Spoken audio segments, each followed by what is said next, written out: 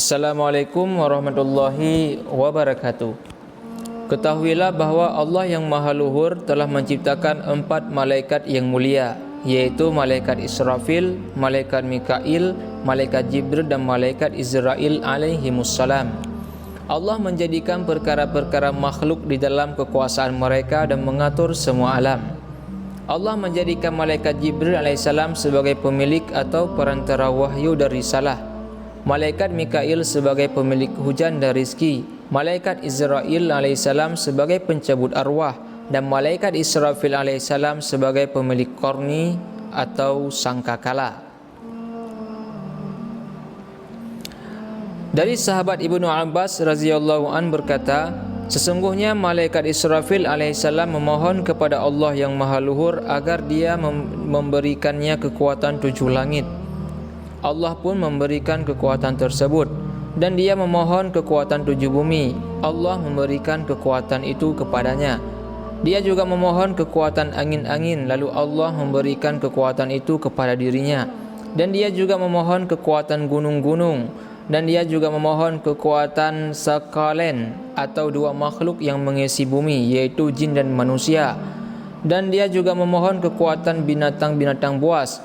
Lalu Allah memberikan kekuatan itu semua kepada dirinya. Dari kedua telapak kaki malaikat Israfil sampai kepalanya terdapat rambut-rambut dan mulut-mulut, lisan-lisan yang ditutupi dengan penutup. Dia mengucapkan tasbih kepada Allah yang Maha Luhur dengan setiap lisan sebanyak 1000 bahasa. Allah yang Maha Luhur menciptakan 1.000.000 malaikat dari diri malaikat Israfil, yang mana mereka membaca tasbih kepada Allah sampai hari kiamat.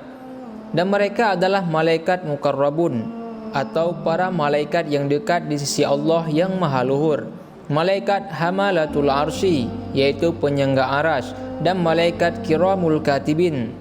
Mereka semua menyerupai bentuk malaikat Israfil alaihi salam. Setiap sehari semalam malaikat Israfil melihat ke neraka Jahannam sebanyak 3 kali. Dia merendahkan diri lalu menangis, lemas dan menjadi seperti tali busur yang kendor. Dia menangis dengan tangisan yang keras. Jikalau Allah yang Maha Luhur tidak mencegah air mata tangisannya, niscaya bumi sudah terpenuhi oleh air matanya. Lalu bumi menjadi seperti banjir bandang Nabi Nuh alaihissalam. Dan dari besarnya malaikat Israfil, jika dituangkan semua air lautan dan air sungai ke atas kepalanya, maka tidak terjatuh air setetes pun ke bumi. Kemudian malaikat Mikail, maka Allah yang Maha Luhur menciptakannya setelah malaikat Israfil alaihissalam dengan selisih 500 tahun. Dari kepala sampai kedua telapak kakinya terdapat rambut-rambut dari za'faran, dan sayap-sayapnya dari batu zabarjat, yaitu batu permata seperti zamrud yang hijau.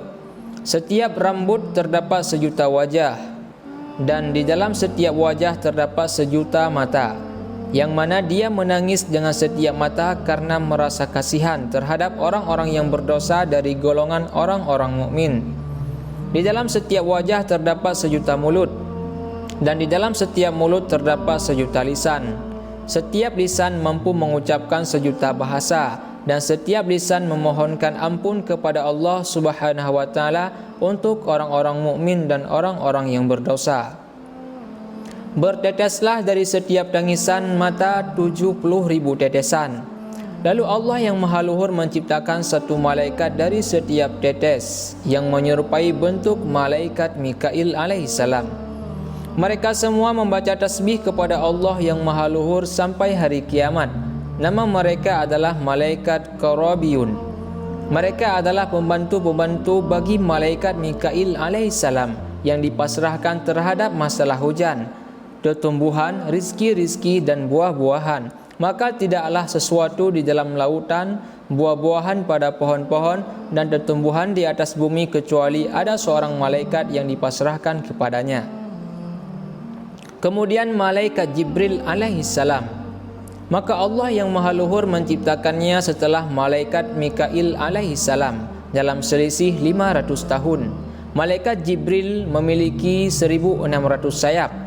Dari kepala sampai kedua telapak kakinya terdapat rambut-rambut dari za'faran, Matahari ada di antara kedua matanya, dan setiap rambut seperti bulan dan bintang-bintang. Setiap hari malaikat Jibril masuk ke dalam Bahrun Nur atau lautan cahaya sebanyak 370 kali. Setiap dia keluar, maka jatuhlah dari setiap sayapnya sejuta tetes air. Lalu Allah yang Maha Luhur menciptakan satu malaikat dari setiap tetes itu yang menyerupai bentuk malaikat Jibril alaihissalam. Mereka membaca tasbih kepada Allah yang Maha Luhur sampai hari kiamat. Mereka adalah malaikat ruhaniyun. Dan selanjutnya adalah bentuk malaikat maut, yaitu seperti bentuk malaikat Israfil alaihissalam, baik wujud, lisan, sayap, besar dan kekuatannya, tidak lebih dan tidak kurang. Wallahu a'lam bishawab. Semoga bermanfaat. Terima kasih. Assalamualaikum warahmatullahi wabarakatuh.